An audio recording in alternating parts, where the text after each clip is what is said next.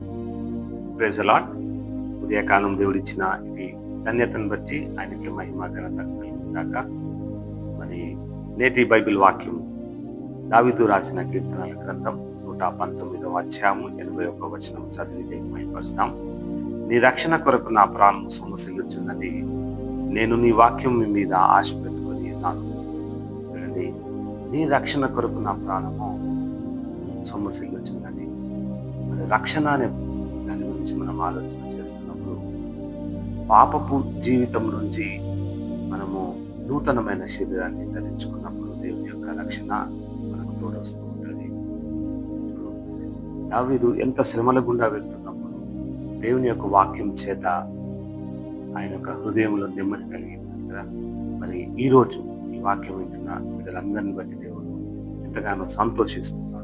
నీ యొక్క పాప జీవితాన్ని మార్చుకొని నూతనమైనటువంటి శరీరాన్ని ధరించుకునే బిడ్డలుగా ఉండాలని దేవుడు ఆశపడి ఉన్నాడు. నా ప్రాణము సొమ్మసిల్లుచున్నది, సొమ్మసిల్లుచుండుట అనే దాన్ని మనం చూసినట్లయితే కృంగిపోవడము, నిరసించిపోవడం, దేవుని యొక్క మాట కొరకు నిరసించిపోవడం, దేవుని యొక్క మాట కొరకు నిరసించి సొమ్మసిల్లుచు యేసయ్య నువ్వు నాతో మాట్లాడి ఈరోజు నువ్వు మాట్లాడితేనే కానీ నేను బ్రతకలేము అని దావీదు ఎంతగానో వాక్యం మీద ఆధారపడి ఉన్నాడు కదా. చూడండి, నీ వాక్యమే నన్ను బ్రతికించెను, నా బాధలలో అది నాకు బహు నెమ్మది కలగజేశాను. దావీదుకి ఆ వాక్యం చేత ఎంతగానో నెమ్మది కలిగింది. వాక్యం వింటున్న బిడ్డలారా, మీ అందరికీ ఈరోజు నెమ్మది, శాంతి కలుగుటకు దేవుడు ఆశపడి ఉన్నాడు. వాక్యం మీద విశ్వసించండి, ఆయన మీద మీ నమ్మకం ఉంచండి. చూడండి, ఎంత మంచి మాటలు కదా. ఈరోజు మనం చూస్తూ ఉంటాం, ఎవరికన్నా మనం మాట ఇవ్వాలనంటే చూడండి, ఆయనకి ఇచ్చేయండి లోను, నేను షూరిటీ పెడతా అని ప్రైవేట్ కంపెనీ వాళ్ళకి చెప్తే వారు మీకు సంబంధించింది ఏదైనా ప్రాపర్టీ తీసుకుని వారికి షూరిటీ ఇవ్వడం జరుగుతుంది. అది కడతాడో కట్టడో అనేది సెకండరీ. కానీ నువ్వు ఎప్పుడైతే దేవుని వాక్యం మీద ఆధారపడి ఉంటావో అప్పుడు దేవుడు నీకు తోడై ఉంటాడు. చూడండి, మనం చిన్నపిల్లలని స్కూల్కి కాలేజీలోకి మనం పంపించేటప్పుడు ఎవరి మీద ఆధారపడతాం? స్కూల్ బస్ అయితే బస్కే పంపుతాం, కాలేజ్ బస్ అయితే కాలేజ్కే పంపుతాం, కాలేజ్ ఆటో కానీ స్కూల్ ఆటో కానీ అయితే ఆటో వారికి ఇచ్చి మనం పంపుతాం. కానీ ప్రైవేట్లో మనం పంపలేం కదా, ఎత్తుపడతాం. ఎందుకు? రక్షణ లేదు కదా. మనకి ఇక్కడ యేసయ్య వాక్యమే మనకు రక్షణ.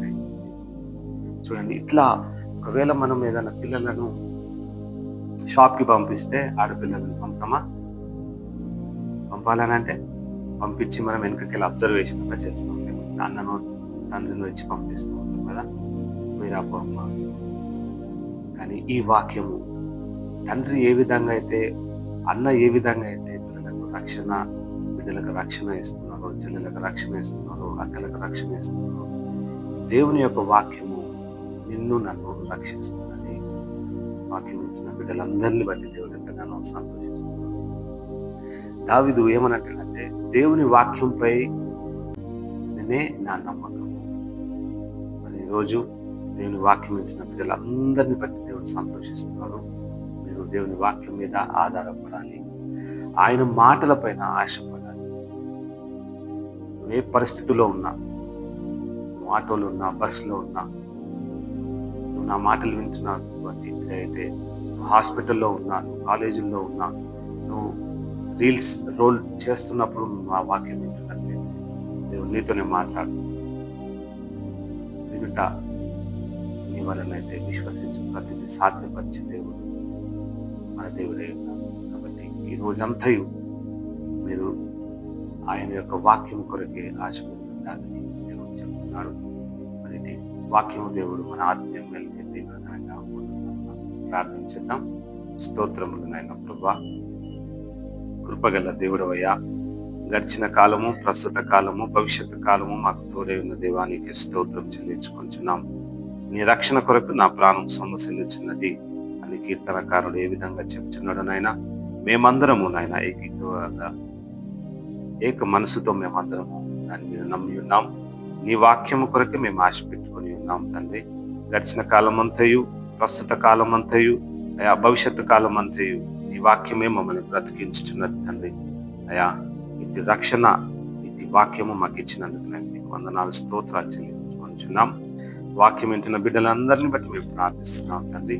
వారి జీవితంలో వారు నీ మీద ఆధారపడి ఉండగా, మేమందరము నీ మీద ఆధారపడి ఉండగా ప్రభా మమ్మల్ని నడిపించమని, పాప స్థితి నుండి రక్షించబడుటకు నేను నీ కృప దయచేయమని, ఆయా కొత్త శరీరం ధరించుకునే బిడ్డలను నీ కృపను మా అందరికి దయచేయమని, ఈ రోజంతయు ఆయన నీ వాక్యం చేత మేము ఆశ పెట్టుకుని ఉండగా మా రక్షణకర్తమైన దేవానికి స్తోత్రము.